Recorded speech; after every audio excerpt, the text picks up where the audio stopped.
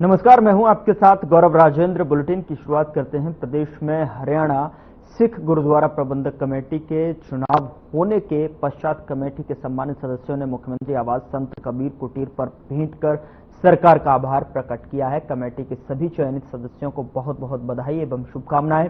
नई कमेटी धार्मिक और सामाजिक कार्यों को मजबूती प्रदान कर उन्हें आगे बढ़ाएगी एवं समाज में एकता और सद्भाव को भी मजबूत करेगी। प्रदेश की नॉन स्टॉप सरकार सबका साथ सबका विकास के भाव के साथ सभी हर वर्ग हर समाज के कल्याण के लिए प्रतिबद्ध है।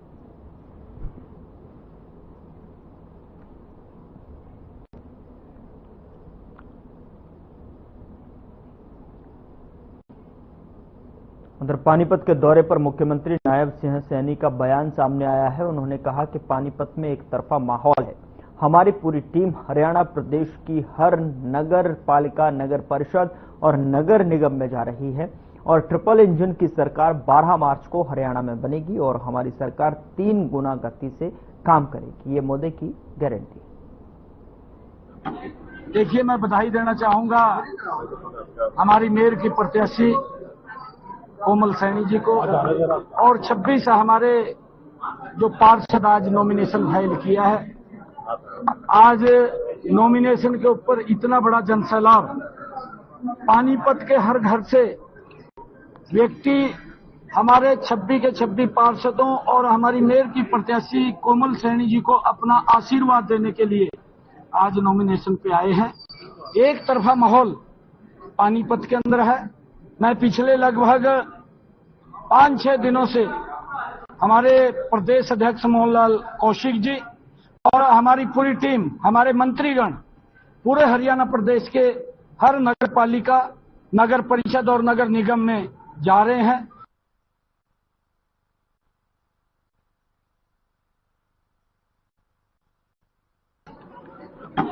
देखिए, मैं बधाई देना चाहूंगा हमारी मेयर की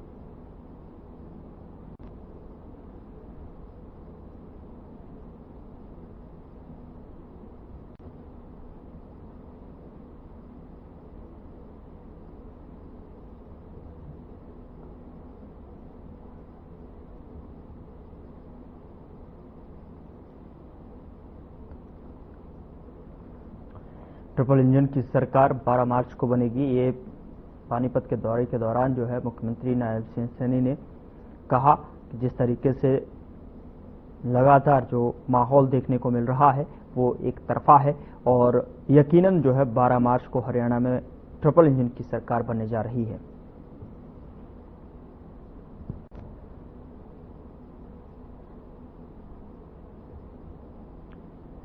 चुनाव को लेकर सीएम सैनी का बयान सामने आया है। उन्होंने सीएम सैनी पानीपत दौरे पर रहे और जहां पर पानीपत को लेकर जो है बयान दिया है। कहा कि पानीपत में एक तरफा माहौल देखने को मिल रहा है और जिसका असर जो है 12 मार्च को हरियाणा में ट्रिपल इंजन की सरकार के रूप में हमारे पक्ष में दिखाई देगा।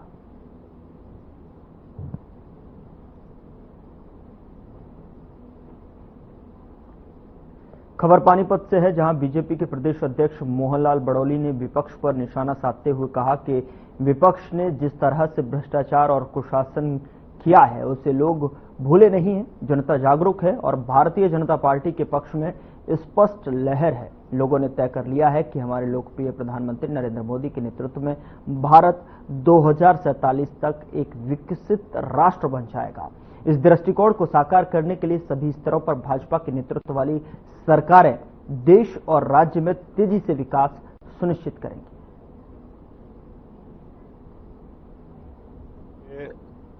भ्रष्टाचार के घोटाले किए, जिस प्रकार से उन्होंने शासन चलाने का काम किया वो जनता भूली नहीं है, जनता जानती है। और आज एक तरफा वातावरण भारतीय जनता पार्टी के पक्ष में बना। लोग मन बढ़ा चुके हैं कि लोकप्रिय प्रधानमंत्री नरेंद्र मोदी जी के नेतृत्व में ये देश 2047 तक विकसित राष्ट्र बनना है और ये विकसित राष्ट्र बनने के लिए सभी जगह भारतीय जनता पार्टी के विचार की जब सरकार होगी तो तेज गति के साथ देश में और प्रदेश में विकास के काम हो।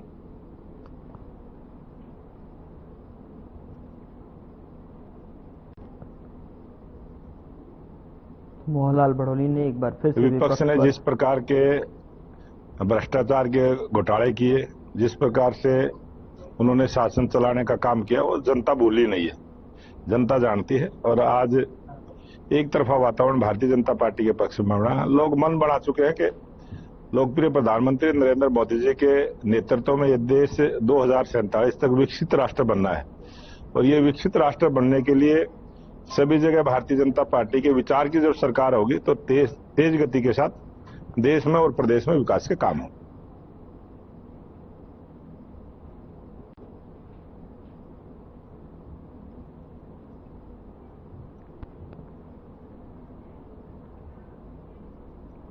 खबर सिरसा से है, जहां राज्य निर्वाचन आयोग के निर्देशानुसार चुनाव लड़ने वाले सभी उम्मीदवारों को अपने चुनाव खर्च का लेखा प्रतिदिन रखना आवश्यक है। उपायुक्त शांतनु शर्मा ने बताया कि चुनाव खर्चा का लेखा नियमानुसार रखना जरूरी है, तो वहीं चुनाव खर्च लेखा चेक कराने के लिए उम्मीदवारों को फैकल्टी हाउस चौधरी देवीलाल विश्वविद्यालय सिरसा यानी कि कमरा नंबर 104 में नियुक्त खर्च पर्यवेक्षक जयपाल मरचंदा से संपर्क करके अपना खर्च नियमानुसार चेक करवाएं।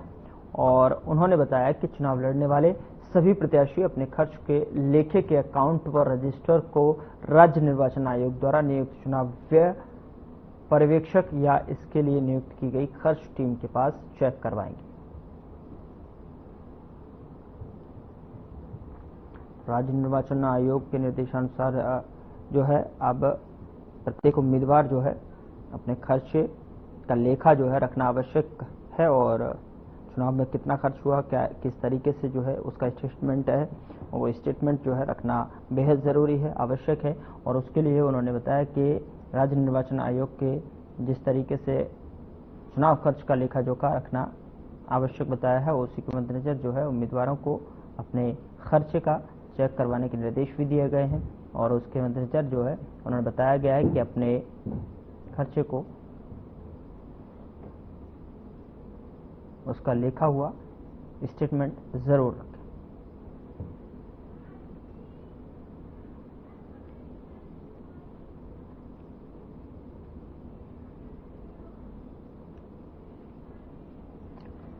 चुनाव खर्च का लेखा रखना आवश्यक बताया है। उम्मीदवारों को चेक करने के लिए जो लेखा है उसका विवरण जांचने के लिए भी निर्देश दिए गए हैं कि अपने खर्चे को जांचें और उसका लेखा रखें। उधर Kurukshetra police anti vehicle theft team ने वाहन चोरी की वारदातों को सुलझाते हुए मोटरसाइकिल चोरी करने के 3 आरोपियों को गिरफ्तार किया है। बता दें कि आरोपियों के पास से चोरी की 8 मोटरसाइकिल और 1 स्कूटी बरामद करने में सफलता हासिल की है।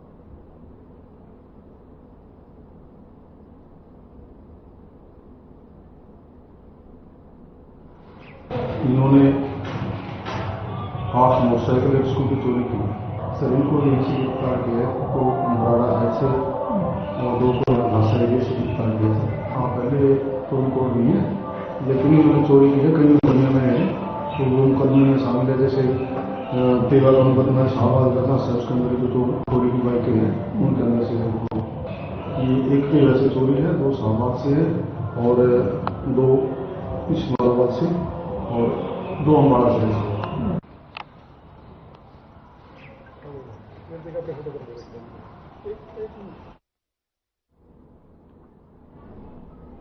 हरियाणा विधानसभा अध्यक्ष हरविंद्र कल्याण ने हरियाणा एमएलए हॉस्टल का औचक निरीक्षण किया। आपको बता दें कि इस दौरान वे हॉस्टल के कमरों में गए और वहीं जो है दी जा रही सुविधाओं और रखरखाव का जायजा लिया और विधानसभा अध्यक्ष ने हॉस्टल की कैंटीन, रसोई और कमरों की साफ सफाई का निरीक्षण भी किया और इसके बाद वे व्यायामशाला और डोरमेट्री में भी गए।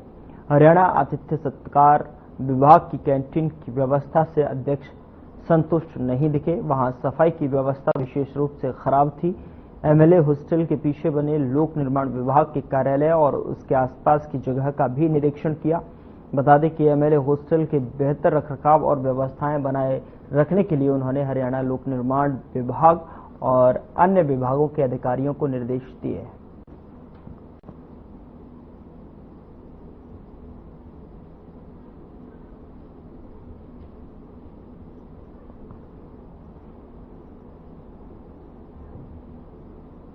उधर डूमरखा के सभी वार्ड में मेंबर उचाना तहसील में पहुंचे, जहां उन्होंने डूमरखा गांव के सरपंच पर गंभीर आरोप लगाए हैं। वार्ड मेंबरों का कहना है कि सरपंच की तरफ से कैश बुक कर जो है उनके फर्जी साइन किए गए हैं और काफी पैसों का घोटाला किया गया है। और इसको लेकर वार्ड नंबर 10 की मंजू ने बताया कि बीडीपीओ की तरफ से मीटिंग बुलाई गई थी, लेकिन कोई भी मीटिंग नहीं हुई। ये मीटिंग सरपंच के खिलाफ होनी थी, क्योंकि सरपंच ने वार्ड मेंबरों के फर्जी साइन कैश बुक पर किए हैं। और डूमरखा गांव में पंचायत की मीटिंग हुई थी और तो तब जो है हमने हमारे वहां पर लगाए गए रजिस्टर में फर्जी साइन देखे। सभी वार्डों के लिए कुर्सी दी गई है, लेकिन वार्ड नंबर 10 के लिए कुर्सियां नहीं दी।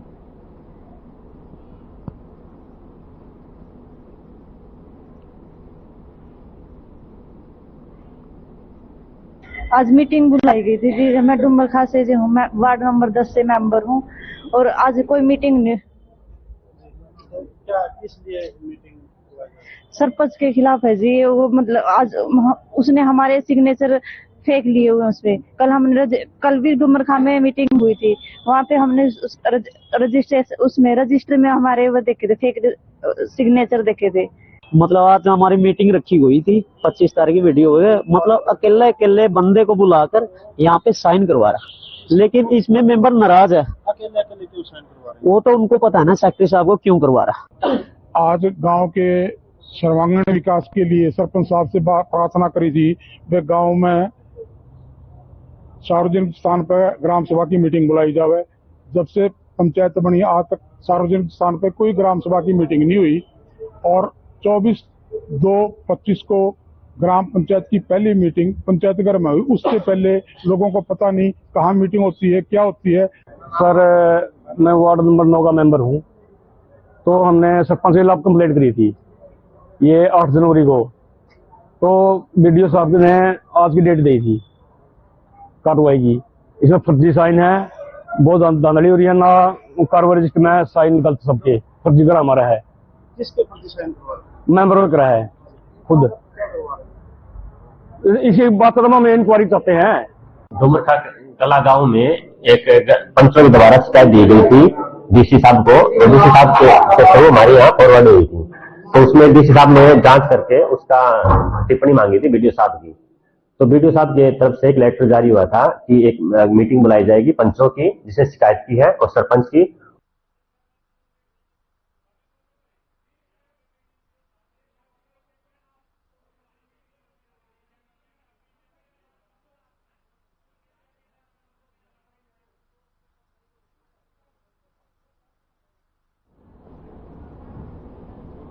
उधर नीलोखेड़ी और तरावड़ी रेलवे स्टेशन के बीच में एक पैसेंजर ट्रेन पटरी से उतर गई। इसके बाद डिब्बा करीब 500 से 700 मीटर तक बजरी पर चला।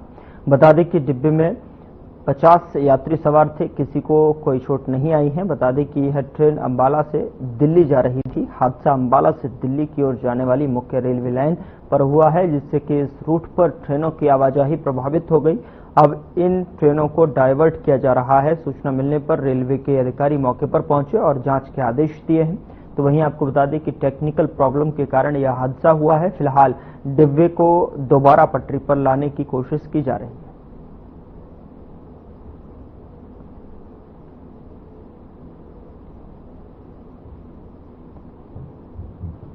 सर कुछ देर पहले सूचना मिली थी, जब पे पैसेंजर ट्रेन कुरुक्षेत्र से जो दिल्ली जाती है, उसका एक डिब्बा बीच वाला वो पटरी से नीचे उतर गया। तो उस संबंध में यहाँ आके मौके पे देखा था, तो ये डिब्बा किसी टेक्निकल पटड़ी की खराबी या उसके कारण नीचे उतरा है।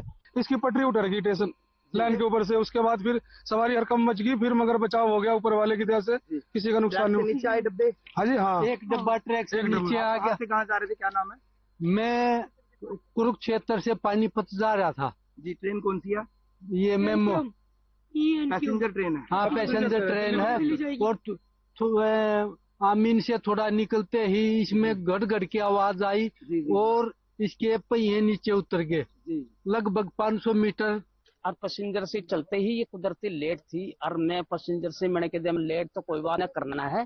और करना से चलते चलते क्या था सर, हुआ क्या था? और हुआ क्या, ये नीलो खेड़ी ही पहुंची थी। वे बीच में आते आते एकदम पत्थर काटती गई और मैं पीछे ही चौथे डब्बे में बैठा था। उधर कुरुक्षेत्र पुलिस स्थानीय निकाय चुनाव को लेकर पुलिस अलर्ट मोड पर है। आपको बता दें कि पुलिस अधीक्षक कुरुक्षेत्र वरुण सिंगला के दिशा निर्देश पर थाना सदर थानेश्वर एरिया और थाना कृष्णा गेट और थाना केयू के एरिया में फ्लैग मार्च निकाला गया। पुलिस अधिकारियों के नेतृत्व में पुलिस टीम और आरएएफ की टीम ने जो है आम नागरिकों को शांतिपूर्ण, निष्पक्ष और स्वतंत्र रूप से चुनाव प्रक्रिया में पुलिस का सहयोग करने की अपील की है। और वहीं एसपी ने बताया कि 2 मार्च को जिले में निकाय चुनाव होने निश्चित हुए हैं। और आपको बता दें कि जिला कुरुक्षेत्र में निकाय चुनाव 2025 को शांतिपूर्ण और निष्पक्ष करवाने और कानून व्यवस्था बनाए रखने के लिए पुलिस अधीक्षकों और अधिकारियों के नेतृत्व में पुलिस टीमों ने आरएएफ के जवानों के साथ मिलकर शहर में फ्लैग मार्च निकाला है।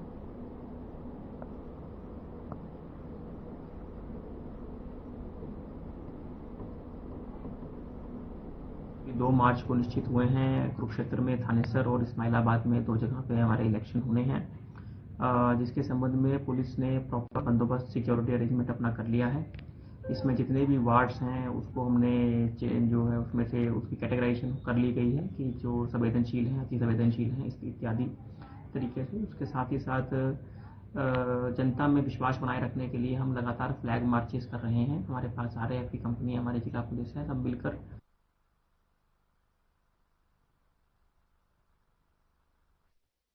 रादौर के जटलाना क्षेत्र में यमुना नदी में अवैध माइनिंग अधिकारियों के लिए एक बड़ा सिरदर्द है। जिला प्रशासन चाहे लाख कोशिश कर ले, लेकिन उसके बाद भी यमुना नदी में नियमों के विपरीत रेत खनन का कार्य किया जा रहा है।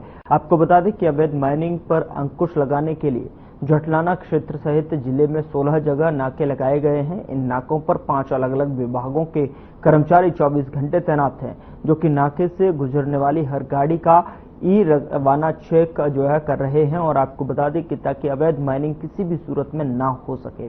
वहीं सड़क पर अधिकारियों की इस मुस्तैदी का फायदा जटलाना क्षेत्र में यमुना नदी में खनन करने वाली एजेंसियां खूब उठा रही हैं। नियमों के मुताबिक यमुना नदी में रात के समय खनन का कार्य नहीं किया जा सकता, लेकिन खनन एजेंसियों के हौसले इतने बुलंद हैं कि अर्थ मूविंग मशीनों से यमुना नदी का सीना छलनी किया जा रहा है। तो वहीं अगर अधिकारी अपने कमरे में से बाहर निकलता है तो रेकी ग्रुप हर विभाग के अधिकारी की पल पल अपडेट व्हाट्सएप ग्रुप में डालता है, ताकि अवैध माइनिंग के इस खेल को बदस्तूर जारी रखा जा सके।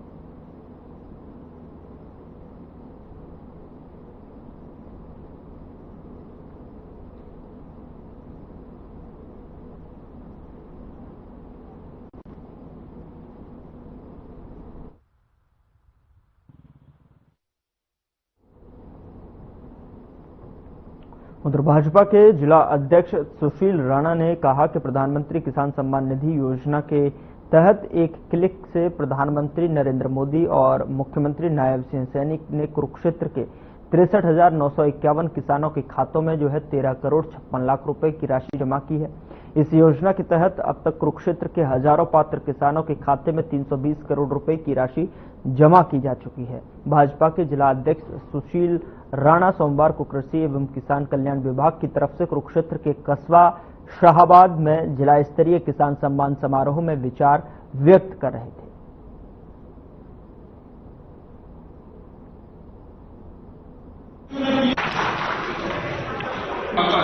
इनके बीच में लगातार भारतीय जनता पार्टी के कार्यकर्ता लगातार इनका कैसे ढलाव, कैसे उद्धार हो, इसके लिए काम करती है। आज मैं किसानों को बहुत बहुत शुभकामनाएं देता हूँ कि भारतीय जनता पार्टी एक ऐसी पार्टी है जो किसानों के हित की बात कर रही है। किसानों की अगर बात करें के लिए 19वीं किस्त तो जारी है।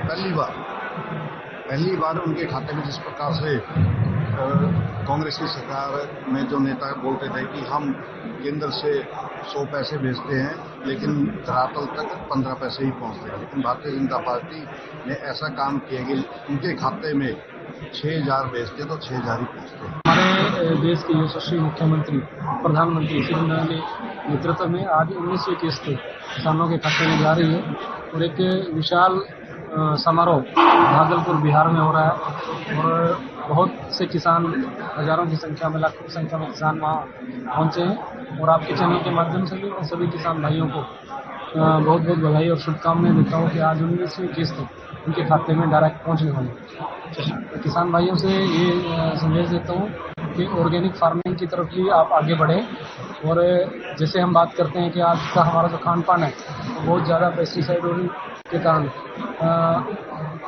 ठीक नहीं है, तो ये निवेदन करता हूँ कि आप खेती कर रहे हैं, बहुत अच्छी खेती कर रहे हैं।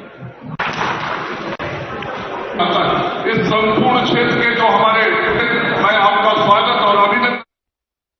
उधर महेंद्रगढ़ में संदिग्ध परिस्थितियों में हुई अनिल की मौत के मामले में कोई भी गिरफ्तारी नहीं होने से नाराज ग्रामीणों ने महेंद्रगढ़ शहर थाने का घेराव किया।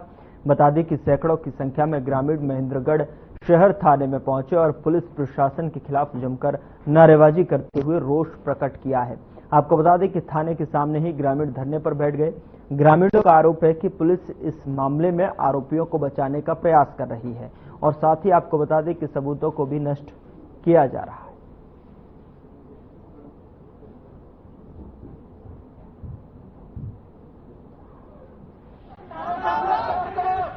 4 तारीख को अनिल की बड़ी बर्बरता के साथ हत्या कर दी गई और आज 25 तारीख होगी, लगभग 21 दिन हो गए।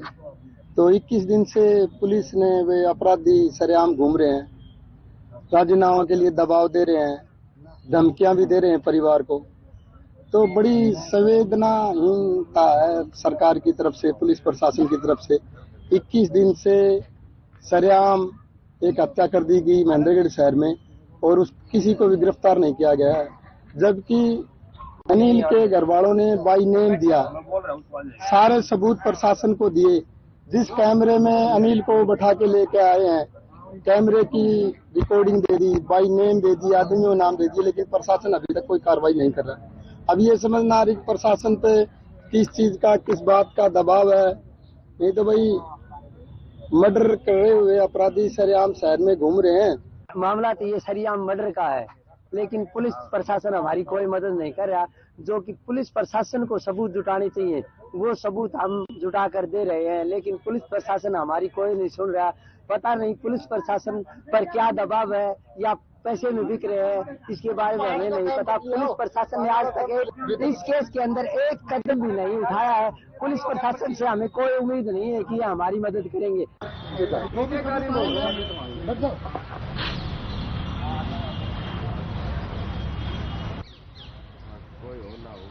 दुकान बंद रखा था।